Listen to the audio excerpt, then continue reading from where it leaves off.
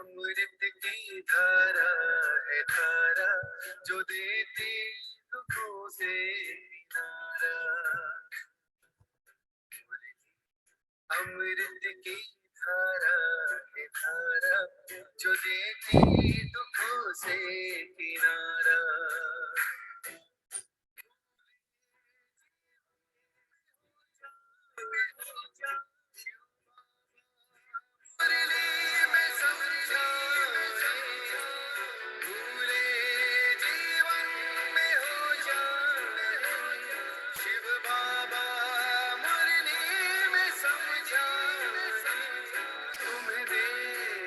बनना है प्यारा, देखो गलती न करना दोबारा। अमृत की धारा है धारा जो देती दुखों से किनारा।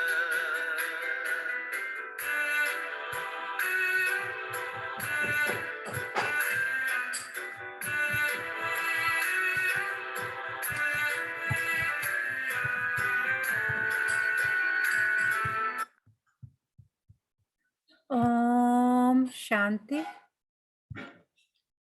ओम शांति। ओम शांति। सभी रिलैक्स होकर बैठें, बुद्धि को चारों तरफ से हटाकर पूरा ध्यान भ्रिकुटी के मध्य में। ये मुझ आत्मा का निवास स्थान है। मैं आत्मा इस शरीर की मालिक हूँ। मैं आत्मा इन कर्मेंद्रियों की मालिक हूँ। मैं बहुत भाग्यवान आत्मा हूँ कि परमपिता परमात्मा शिव बाबा ने मुझे अपना बनाया है। तो इसी नशे में स्थित होकर वाह मेरा भाग्य, वाह मेरा बाबा और वाह ये ड्रामा, हम सभी आत्माएं अपने परम पिता परमात्मा शिव बाबा के महावाक्य सुनेंगे। ओम शांति। आज 2 दिसंबर 2021 बाबा के महावाक्य हैं। पहले सुनते हैं मुरली का सार। मीठे बच्चे, आत्म अभिमानी बनने की प्रैक्टिस करो। जितना आत्म अभिमानी बनेंगे उतना बाप से लव रहेगा। अपने को आत्मा समझना है, इसकी प्रैक्टिस जितनी करेंगे बाबा कह रहे उतना बाप से लव रहेगा। खुद को जानेंगे यानी मैं कौन, आत्मा, और मेरा पिता कौन, वो भी एक आत्मा है, परमात्मा। परमात्मा यानी शिव बाबा। प्रश्न है, देही अभिमानी बच्चों में कौन सा अक्ल सहज आ जाता है? कि जो बच्चे अपने आप को आत्मा समझते हैं, देही अभिमानी का मतलब आत्मा जो समझते हैं बच्चे, उनमें कौन सा अक्ल अपने आप ही आ जाता है, सहज ही आ जाता है? उत्तर है, बच्चे अपने से बड़ों का रिगार्ड कैसे रखें, यह अक्ल देही अभिमानी बच्चों में आ जाता है। क्योंकि वो किसी को छोटा बड़ा ऊंच नीच नहीं समझते, वो समझते हैं मैं भी एक आत्मा हूँ, ये भी एक आत्मा है। तो रिगार्ड रखने का अक्ल सहज आ जाता है। अभिमान तो एकदम मुर्दा बना देता है, बाप को याद ही नहीं कर सकते। अगर देही अभिमानी रहे तो बहुत खुशी रहे, धारणा भी अच्छी हो, विकर्म भी विनाश हो और बड़ों का रिगार्ड भी रखे। जो सच्ची दिल वाले हैं वे समझते हैं हम कितना समय देही अभिमानी रहे बाप को याद करते हैं। गीत है आज का, न वे हमसे जुदा होंगे। ओम शांति। ये किसने कहा न वे हमसे जुदा होंगे? आत्मा ने कहा, क्योंकि तुम बच्चे अब आत्माभिमानी बन रहे हो ड्रामा प्लान अनुसार। आधा कल्प देही अभिमानी बने, आधा कल्प तुम फिर आत्माभिमानी बनते हो। अभी तुमको आत्माभिमानी बनने की प्रैक्टिस करनी पड़े। बाबा घड़ी घड़ी कहते हैं बच्चे अशरीरी भव, आत्माभिमानी भव। बच्चा बाबा रोज क्या समझाता है? ये तो समझाता अपने को आत्मा समझो और मुझे याद करो। तुम बच्चे सामने बैठे और वे दूर बैठे, ये जानते हैं कि हमको आत्माभिमानी बन बाप को याद करना है, बाबा की ही श्रीमत पर चलना है। इसको कहा जाता है श्रेष्ठ श्रेष्ठ मत। बाप के साथ बहुत लव होना चाहिए। अभी बाप कहते हैं देह सहित देह के सब संबंधों को छोड़ो, आत्माभिमानी बनने की बहुत बहुत प्रैक्टिस करनी है। शरीर तो विनाश होना है, आत्मा है अविनाशी। विनाशी शरीर को याद करने के कारण आत्मा को भूल बैठे। यह भी बच्चों को समझाया जाता है कि आत्मा क्या चीज है। कहते भी हैं आत्मा छोटी स्टार मिसल है, इन आंखों से देखने में नहीं आती है, उनको दिव्य दृष्टि बगैर देखा नहीं जा सकता। आत्मा को देखने की कोशिश बहुत करते हैं परंतु देख नहीं सकते। कोई दिव्य दृष्टि से देखते भी है तो भी समझ नहीं सकते कि ये क्या चीज है, बड़ी चीज तो है नहीं। आत्मा बिल्कुल छोटी स्टार मिसाल है, कितनी छोटी बिंदी है। ये बातें किसकी बुद्धि में बैठना बड़ा मुश्किल है, क्योंकि आधा कल्प से देह अभिमान में रहे हैं। बाप समझाते हैं तुम अपने को आत्मा निश्चय करो, हम आत्मा वहां के रहने वाले हैं, ये शरीर तो यहाँ लेना है। ये शरीर 5 तत्वों का बना हुआ है। पिंड यानी शरीर जब तैयार होता है तो फिर छोटी आत्मा इनमें प्रवेश करती है, चैतन्यता आती है। आत्मा भी सत्य चैतन्य है तो परम पिता परमात्मा भी सत्य है, चैतन्य है, परम आत्मा है, वह कोई बड़ी चीज नहीं है। आत्मा भी छोटी है, जैसे इनमें ज्ञान है वैसे तुम्हारे आत्मा में भी ज्ञान है। इतनी छोटी आत्मा में सारा ज्ञान है, ये बड़ा वंडर है। परंतु बच्चे घड़ी घड़ी ये बातें भूल जाते हैं, देह अभिमान में आ जाते हैं। अभी तुम आत्मा इस शरीर द्वारा विश्व के मालिक बनते हो, अर्थात गॉड गॉडेज बनते हो। बाप तो है गॉड फादर, परंतु भारत में इन लक्ष्मी नारायण को गॉड गॉडेज कहते हैं, क्योंकि इन्हों को इतना ऊंच बाप बनाते हैं। इस नॉलेज से देखो क्या बन जाते हैं। जो अच्छी रीति पढ़ाई पढ़कर इम्तिहान में पास होते हैं वे कमाई भी अच्छी करते हैं। जैसे दुनिया में कोई बहुत ब्यूटीफुल होते हैं तो उनको बहुत इनाम मिलता है। फिर कहते हैं मिस इंडिया मिस अमेरिका, शरीर के साथ वो लोग कितनी मेहनत करते हैं। सतयुग में तो नेचुरल ब्यूटी होती है, कशिश करने वाली। सतो प्रधान कशिश करने वाले देवी देवताओं को देखो ना, तो उनकी मूर्तियां भी कितनी ब्यूटीफुल होती है। मतलब उसमें भी मंदिर में जाके ऐसे लगता है कि जैसे हम किसी ऐसी वाइब्रेशन आती है, वो कशिश करती है, मूर्तियां अपनी तरफ अट्रैक्ट करती हैं। सतो प्रधान प्रकृति से शरीर बनते हैं ना, वे कितना खींचते हैं। लक्ष्मी नारायण राधे कृष्ण के चित्र कितना सबको खींचते हैं, वह भी कोई एक्यूरेट चित्र नहीं बनते हैं। वहां तो बाबा कह रहे वो तो हमारी सब कल्पनाएं है, उससे हमने चित्र बनाए, वो एक्यूरेट नहीं है, इससे भी ज्यादा ब्यूटीफुल होते हैं। वहां तो है सतो प्रधान, तो नेचुरल ब्यूटी रहती है। ये सब बाबा समझाते हैं। वो लोग गाते हैं हे पतित पावन, क्या कहते हैं बाबा, हे पतित पावन, परंतु समझते कुछ भी नहीं, पुकारते भी है जैसे बेसमझ। हे भगवान दया करो रहम करो, परंतु भगवान क्या चीज है वह जरा भी पता नहीं। बाबा कह रहे भगवान क्या चीज है किसी को पता नहीं, पुकारते रहते हैं बस। बाप को जाने तो रचना को भी जाने, बाप को जाने तो रचना को भी जाने। इसलिए ऋषि मुनि आदि सब नेति नेति कह गए। यह तो बिल्कुल ठीक, रचता और रचना को कोई जानते नहीं, उसी के मालिक बन जाए।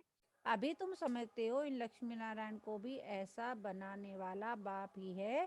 अभी तुम बाप के सम्मुख बैठे हो, परंतु आधा कल्प देह अभिमान में रहने के कारण इतना रिगार्ड रख नहीं सकते। आत्माभिमानी बनते ही नहीं है। देही अभिमानी बनने से दिन प्रतिदिन तुम्हारा रिगार्ड बढ़ता जाएगा। जब पूरे देही अभिमानी बनेंगे तो रिगार्ड भी रखेंगे, अवस्था भी सुधरती जाएगी, खुशी भी रहेगी। नंबरवार तो होते हैं ना, जैसे बाप तुमको समझाते हैं, तुम भी औरों को युक्ति बताते रहो कि अपने को आत्मा समझो। अब तुम्हारा 84 का चक्र पूरा हुआ, वापस चलना है। हम आत्मा घर से यहाँ आकर शरीर धारण कर पाठ बजा रहे हैं। या कितने जन्म लिए यह भी बुद्धि में नॉलेज है। देही यह भी बुद्धि में नॉलेज है। देही अभिमानी बनने में ही मेहनत है। घड़ी घड़ी माया देही अभिमानी बना देती। अभी तुमको माया पर जीत पाकर देही अभिमानी बनना। एकांत में बैठ विचार करो। क्या विचार करो, हम आत्मा है। बाप ने कहा है मामेकम याद करो तो विकर्म विनाश होंगे। इस देह में मोह नहीं रखो, हम आत्मा अविनाशी है। हमको भाइयों में भी बुद्धि योग नहीं लगाना है। भाई को भाई से वर्षा थोड़ी मिलेगा, न कोई की आत्मा को न भाई के शरीर को याद करना। याद एक बाप को करना है, वर्षा भी बाप से ही मिलेगा।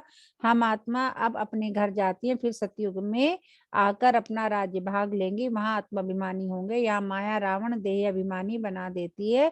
अभी तुम फिर आत्माभिमानी बनने का पुरुषार्थ कर रहे हो, अपना कल्याण करते हो। यहाँ चित्रों के सामने आकर बैठो, जैसे मिलिट्री को फील्ड में प्रैक्टिस कराई जाती है ना, अभी तुमको आत्माभिमानी बन बाबा को याद करने की प्रैक्टिस करनी है। बाप कहते हैं तुम भी मेरे बच्चे हो ना, देह अभिमानी बनने से तुम क्या बन गए? माया के बच्चे बन गए हो। बुलाते भी हो हे पतित पावन हे ज्ञान के सागर, बाकी तो सब है भक्ति के सागर।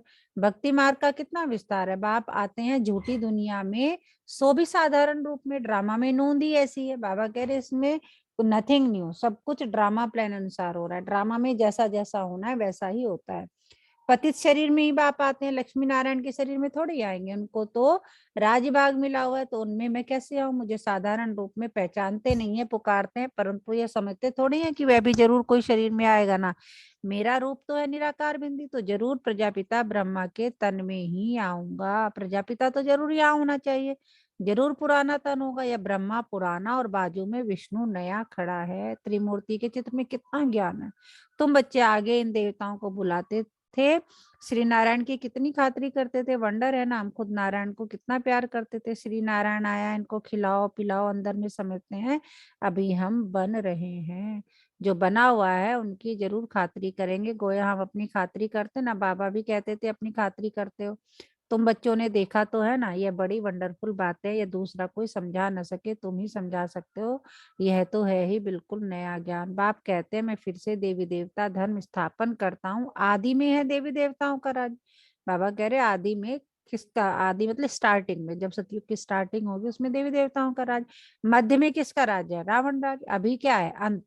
अंत में तो बाप खुद आते हैं। अभी बच्चे तुम आदि मध्य अंत को जान गए हो।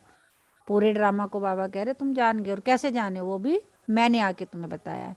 अब बाकी थोड़े समय में क्या क्या होने वाला है, विनाश भी जरूर होगा। कहते हैं महाभारत लड़ाई लगी थी, अब फिर लगेगी। इस समय यह किसको पता नहीं है। पतित पावन तो एक ही बाप है, वह आया है, तो बाकी कितना समय रहेगा। श्री कृष्ण तो हो नहीं सके। उसने तो सतयुग में एक जन्म लिया, कृष्ण नाम से, फिर नाम रूप बदल गया, शरीर की बनावट भी बदल जाती है। बाप ने समझाया है कि तुम ही जो पूज्य थे वही फिर पुजारी बने हो। 84 जन्म कैसे लिए, यह भी बाप ने समझा। और कहते हैं तुम आधा कल्प देह अभिमान में रहे हो, अब देही अभिमानी बनो। तुम आत्मा हो, मैं तुम्हारा बाप परमपिता परमात्मा हूँ। मैं अशरीरी हूँ। और बच्चों को बैठ अपना परिचय देता हूँ। ये जो गाया हुआ है अतीन्द्रिय सुख गोप गोपियों से पूछो, यह अंत की बात है। जब इम्तिहान की रिजल्ट नजदीक आती है, जो बच्चे जाति सर्विस करते हैं जरूर सबको प्रिय लगेंगे। प्रदर्शनी आदि में भी पहले उनको याद करते हैं, लिखते हैं फलाने को भेजो। इसका मतलब कुछ समझते हैं? ये हमसे होशियार है, परंतु देह अभिमान बहुत है। हमारा बड़ा भाई अथवा बहन है तो फिर उनको रिगार्ड भी देना चाहिए। ऐसे कभी नहीं कहेंगे फलाने हमारे से 100 गुना अच्छे हैं। किसको रिगार्ड रखने का अकल नहीं है। बाप जो समझाते हैं उस पर चलते नहीं तो उन्हों का क्या हाल होगा। देह अभिमान मुर्दा बना देता है। बाप कहते हैं देही अभिमानी बनो, सवेरे उठ शिव बाबा को याद करो। वह भी नहीं करते। अच्छे अच्छे महारथी योग में बहुत कम रहते हैं। ज्ञान तो छोटे बच्चे भी समझा सकते हैं। बाबा को सब चीजें पता है, परंतु तोते मुआफिक हो जाता है। बाप क्या कह रहे? तोते की तरह हो जाता है। इसमें तो योग में रहे, धारणा भी हो तो खुशी चढ़े। योग बिगर विकर्म विनाश हो न सके। याद किया जाता है पवित्र चीज को, तो उनके साथ लव भी बहुत होना चाहिए। घड़ी घड़ी समझाया जाता है मन मना भाव। आधा कल्प देह अभिमानी रहे तो देही अभिमानी रहना मुश्किल लगता है, बहुत मेहनत लगती है। कितने वर्ष लग जाते हैं देह अभिमानी अवस्था बनाने में। अपने को छोटी आत्मा समझ और बाप को भी बिंदी समझ याद करें, इसमें मेहनत है। जो सच्चे होंगे वे अंदर फील करते होंगे कि हम कितना याद करते हैं। यह प्रैक्टिस बहुत डिफिकल्ट है। 21 जन्मों के लिए स्वर्ग की बादशाही पाना कोई कम बात है क्या? तुम समझते हो हम छोटी आत्मा, उसमें 84 का पार्ट नूंदा हुआ है। आत्मा ही मुख्य एक्टर बनती है, आत्मा ही सब कुछ बनती है, परंतु देह अभिमान के कारण आत्माभिमान गुम हो गया है। सबसे मुख्य प्रैक्टिस यही करनी है। यही भारत का प्राचीन योग भी मशहूर है, यही गीता है।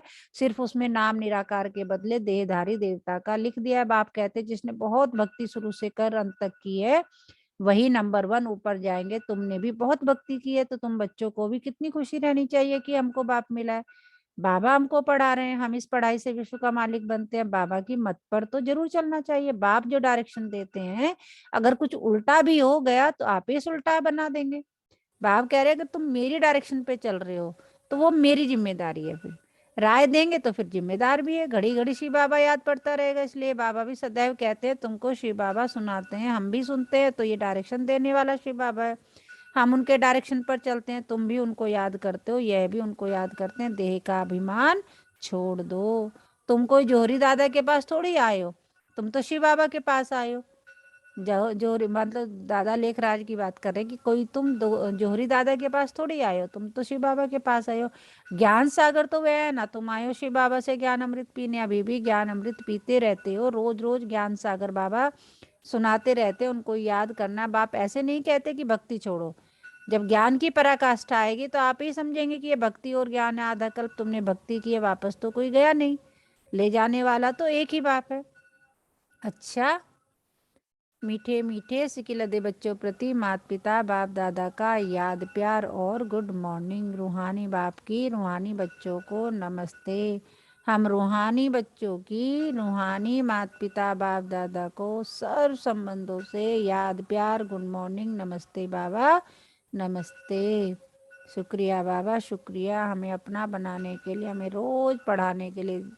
सारा दिन किस नशे में रहे, पाना था जो पा लिया और क्या बाकी रहा। वाह मेरा भाग्य, वाह मेरा बाबा, वाह ये ड्रामा। तो हमारे मीठे बाबा प्यारे बाबा ने हमें क्या समझाया, क्या सुनाया, कौन बताएगा? ओम शांति ओम मैम। शांति।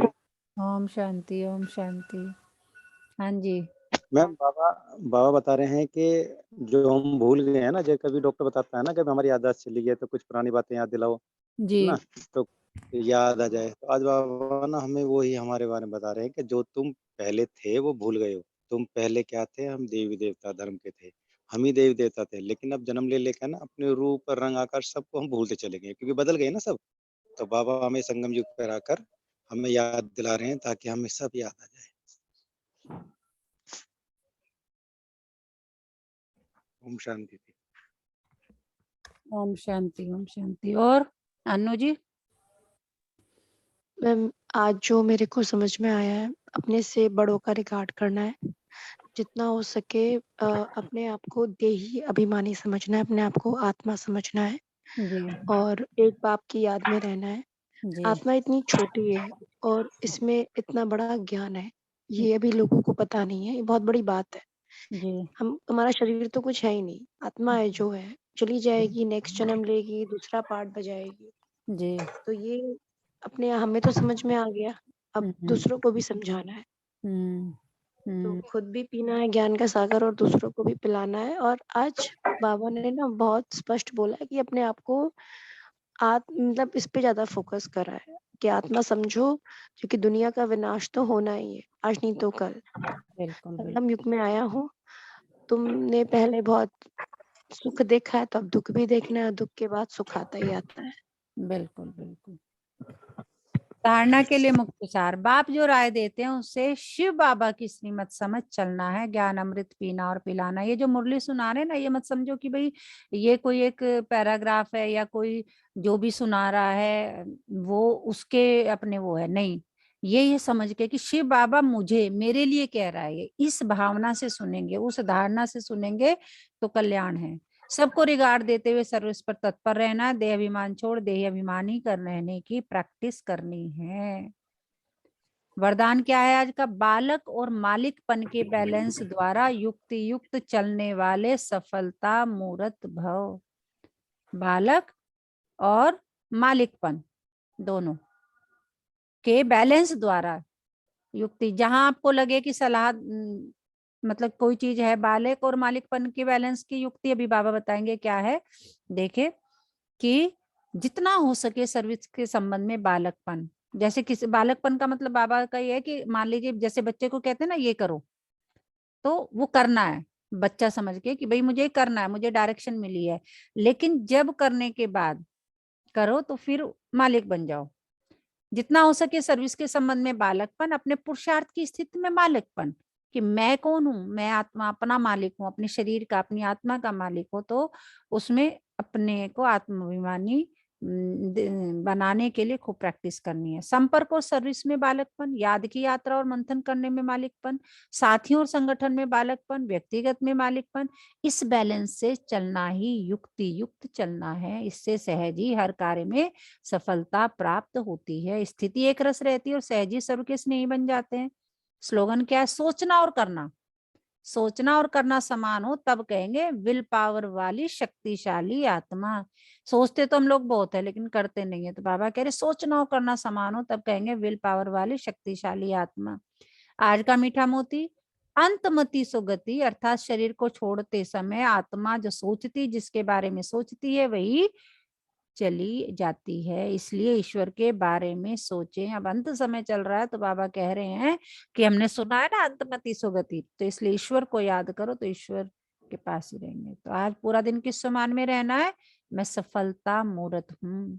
और सफलता मूर्त के लिए बाबा ने कहा है कि बालकपन और मालिकपन के जो बाबा ने बताया है कि इसमें जो है आप बिल्कुल बैलेंस रखो।